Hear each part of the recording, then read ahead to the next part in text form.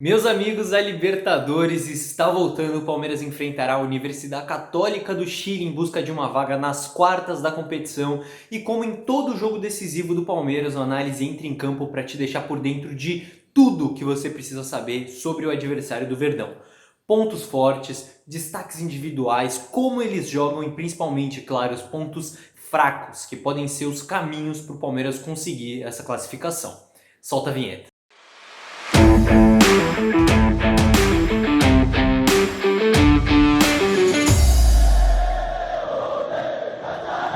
Salve, salve você que acompanha a Análise Verdão aqui no YouTube, eu sou o Leonardo Suzuki, sejam muito bem-vindos a mais um vídeo tão esperado, finalmente Libertadores está voltando e hoje eu vou falar para vocês os caminhos para o Palmeiras conseguir a classificação, os caminhos para o Palmeiras vencer a Universidade Católica e ir para as quartas da Liberta. Fechou? Então, antes de eu ir para a análise, checa se você está inscrito aqui no canal, se não tiver, é muito importante que você se inscreva, que você ative o sininho, deixe o like se você curtir e mande esse vídeo para os seus amigos palmeirenses, aquele seu grupo no WhatsApp, no Telegram, cheio de palmeirense, manda lá para todo mundo ficar por dentro do que esperar nesse jogo da Liberta. Fechou? Pronto? Bora pro vídeo então, bora falar sobre o nosso adversário. Muito bem, rapaziada, vou começar falando sobre a Católica com bola, como a Católica ataca. A base de formação deles é um 4-3-3, bem simples. Então tem os 4 homens de trás, né, os 2 laterais, os 2 zagueiros, e aí é interessante, nesses 3 homens do meio tem um volante mais recuado, que é um ponto chave dessa equipe, que eu vou te explicar daqui a pouco porquê, e 2 meias um pouco mais à frente. E aí você tem os 3 atacantes,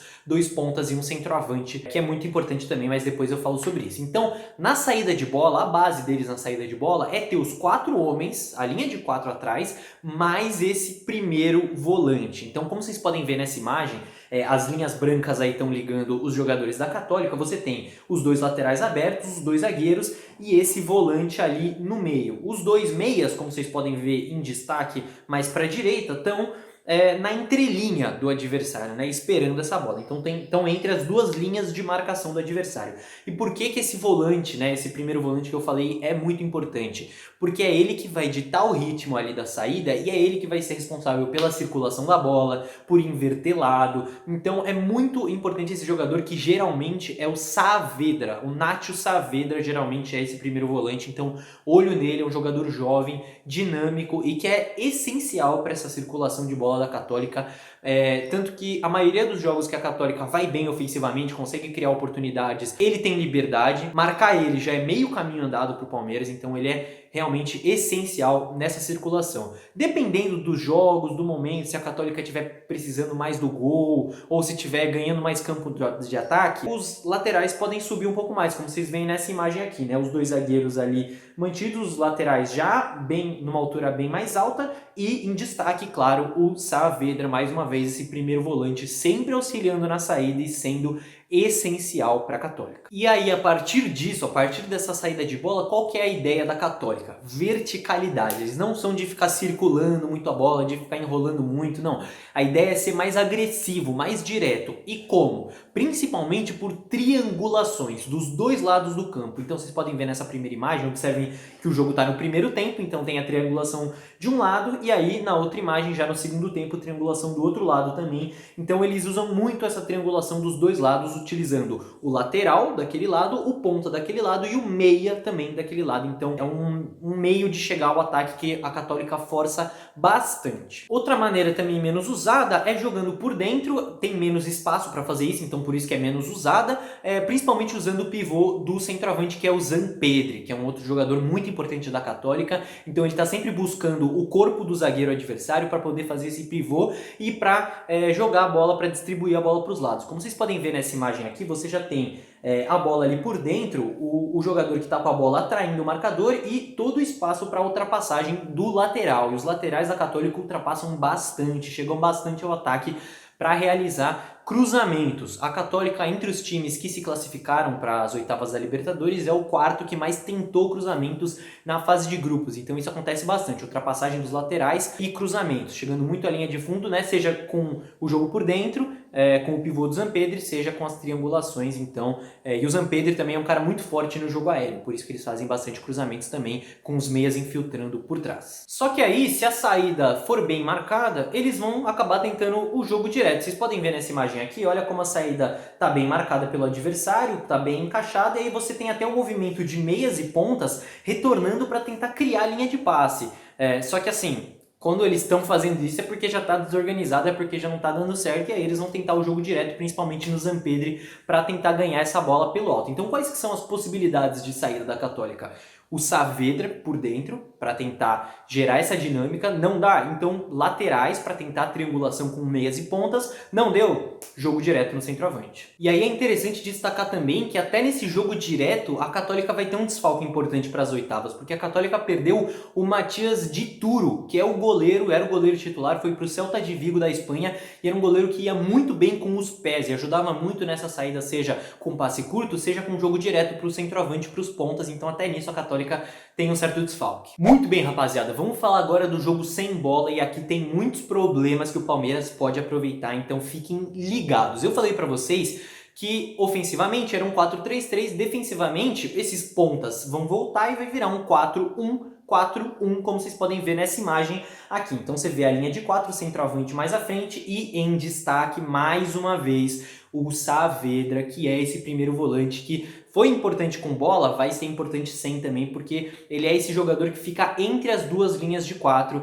e é o jogador que vai gerar o equilíbrio e que vai cuidar da entrelinha da Católica. Se atentem a isso. Em alguns momentos, aí já é menos usual, mas em alguns momentos sem bola a Católica pode virar um 4-4-2 também. Quando? Quando um dos pontas centralizar um pouco mais ou um dos meias encostar um pouco mais no centroavante. E aí o Saavedra, que é esse jogador da entrelinha, vai ter que dar 2 passos à frente para poder fechar a linha de 4. Então vocês podem ver nessa imagem aqui, por exemplo, como a Católica está marcando num 4-4-2. E aí a gente vai entrar em alguns problemas da Católica, começando pela entrelinha, né? Que é o espaço entre as duas linhas de marcação da Católica, entre as duas linhas de 4. Primeiro, quando está no 4-1-4-1, eu citei que o Saavedra é esse jogador que cuida da entrelinha. Só que como ele é um só, muitas vezes ele fica sobrecarregado. Então olha nessa imagem aqui, como tem a linha de 4, o Saavedra está entre essas duas linhas de 4 da Católica, e olha como tem 2 jogadores do adversário ali. Então o Saavedra fica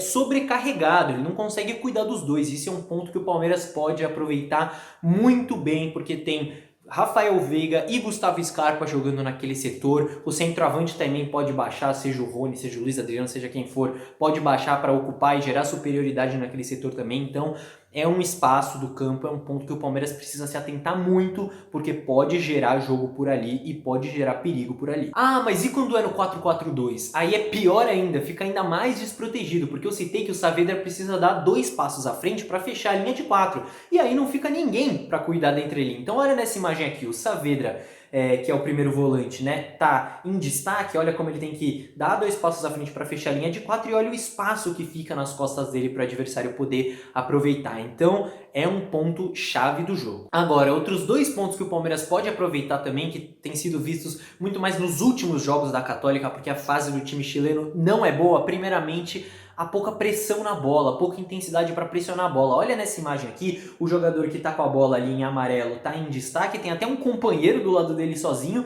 e pouquíssima pressão em cima dele, os jogadores demorando para pressionar, dá até para ver pela área branca e o espaço que tem entre o jogador com a bola e os marcadores da Católica. Então é um problema que tem sido visto bastante nos últimos jogos. E outro problema também é desatenção, falta de concentração. Olha esse lance aqui, que interessante esse frame. Dá pra ver pelos jogadores em branco como eles estão todos olhando para a bola. A bola tá ali em cima, né, com o jogador de amarelo, então eles estão todos olhando para a bola, né? As faixas ali em branco mostram justamente isso, para onde eles estão virados. E aqui embaixo da imagem, olha só como tem um jogador de amarelo pronto para atacar o espaço sozinho. Ninguém tá cuidando dele, ninguém tá vendo isso. Isso foi uma jogada de perigo que foi gerada por causa dessas desatenções. Então a Católica tá passando por esse momento conturbado e o Palmeiras tem que se aproveitar disso. O Palmeiras é um time que usa muito bem a amplitude, tem sempre 2 jogadores abertos. Então pode se aproveitar desse balanço mal feito da Católica para inverter o lado e achar um jogador livre. Então olho nisso também. E aí, rapaziada, um outro ponto também que eu posso citar aqui para vocês, que talvez possa acontecer acontecer no jogo, mas que é menos usual aí para a Católica nessa temporada, é o uso de uma linha de 5 jogadores, né?